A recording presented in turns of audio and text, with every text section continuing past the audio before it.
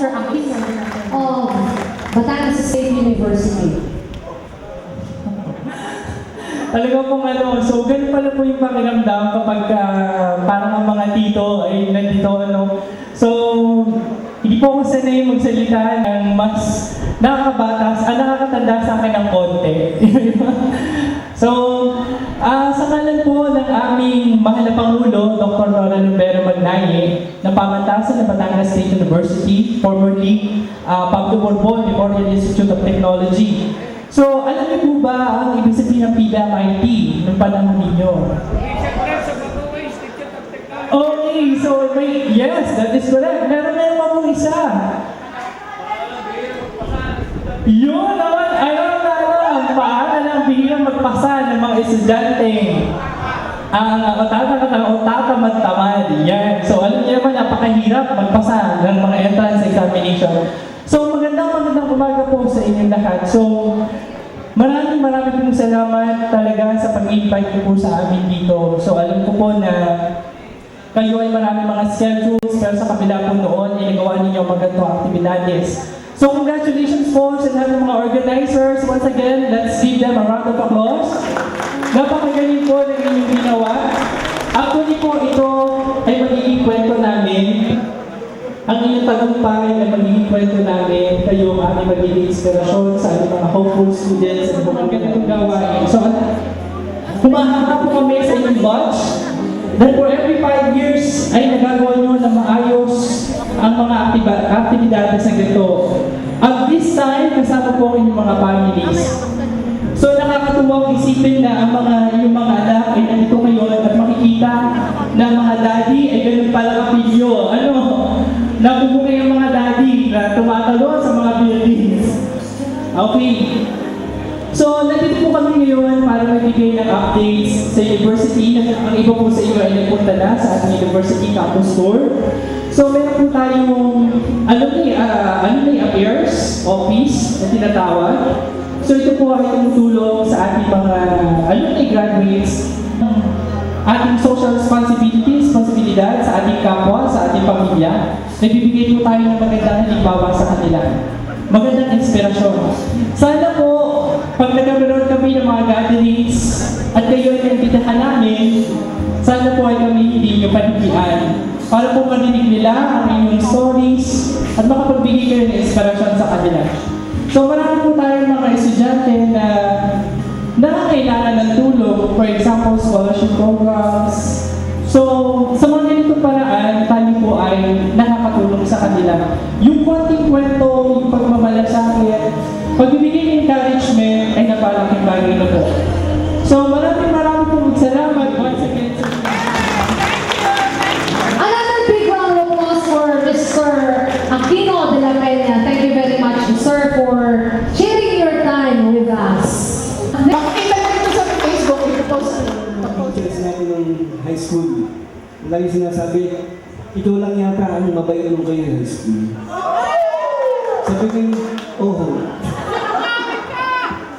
ang kasama ko ang aking mag-ina, si Gina, at saka ang nangita kong anak, si May. Yan. Yun lang. Thank you. Ay, sharing. Wala.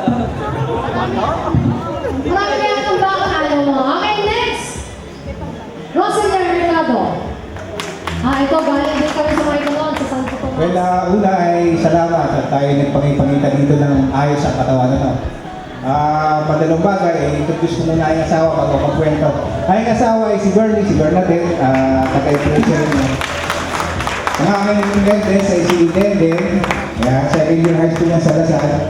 At saka yung aking youngest ko, dadalawa yan, si Terence, grade 6 yan sa Lasal ko. Well, anyway, ako yung napalayo din ako na sa Santo Tomas nakatira. Familiar kayo sa West Tower, FPIC, kami yun. Isa na yan, napasat. Ayan, na-interview ko rin sa inyo. So yun, doon ako involved sa West Tower, sa rehabilitation ng West Tower. Taga-FPIC po ako. Ang matatandaan ko lang maigi nung kami high school, lalo na yung mga lalaki dyan na parang kawabait. Parang kawabait, Kasi pagka half day hapon kasi natin ni shop di ba? Pag nag-clear na walang pasok sa hapon, dala ang binalot, punta kami lahat sa Royal, isang hilera. Educational. Yan, educational na yun. Ang pinapanood namin yung tanda ko, 7 times a day, sabi ni Jude pag umuwi. 7 times a day, alam niyo yung tinsong? Alam niyo yung tinsong? Dan, dan, darira, dan, dan, darira. Ang hindi nakakaalala ng dan, dan, darira ay liban. Tama ba ka? Dalawang row yun, dalawang rows. Basta kami, ay mga boys, sabay-sabay tayo. Dan, dan, darira, dan, dan, darira. Kaya huwag mag-iisip ng mga mabait. Mabait din naman. Sige, salamat sa inyo. Magandang hapon. Sino naman ni Engineer? Magandang tanghali sa inyo lahat. Una, gusto kong batiin ang organizer nito, Master 3. Pinabili mo ako running. So tama pala, kailangan mag-upload ako eh. Kapag ng pagkakataon yung ibang grupo na makapag-organize ng ganitong reunion, at ihapon ko talaga mas maganda. Hindi natin ang magandang pinapalakpakan. Nagpapauman naman yung na sa akin. Nasa aking country kami. Ako nasa Qatar, business ko nasa Pilipinas, anak ko isa, hindi ka iya. Kasi nag-graduate siya na nitong June sa pero mga si June to, pare.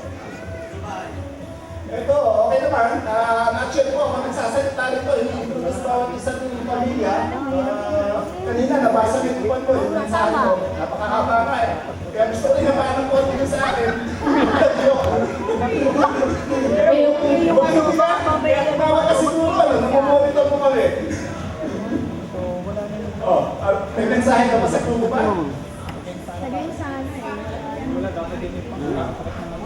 Hindi na yan, wag na yan. Sasha na lang.